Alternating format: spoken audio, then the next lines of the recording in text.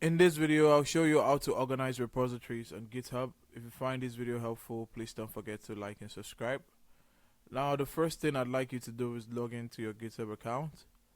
And the next thing I'd like you to do is head on to the far right where you see the icon that displays your display image. You go click on it and you click on repositories. Now, on the repositories, this is where we're going to organize our repositories, and there are a few ways to do that. And that involves using built-in features like topics, naming conventions, organizations, organizations are here, organizations, and projects to improve discoverability and management. Now, there's no single folder system for grouping repositories at the account level, but these strategies effectively provide structure. Now, the first thing I'm going to teach you is how to use topics for categorization. Now, in order for you to add a topic to a project, you're going to click on the project. And once you're in the project, you're going to go to the right. You see the About section. You click on the Settings button next to the About section. And right here, you're going to come down. And on the topics, you can put in topics for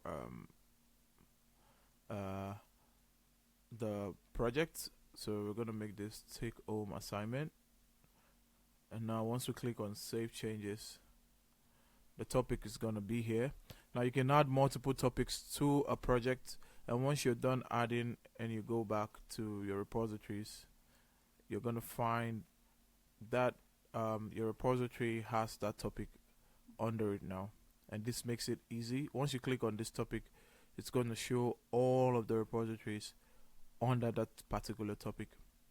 Now, another way to also organize your repositories is by naming them, having a good naming convention.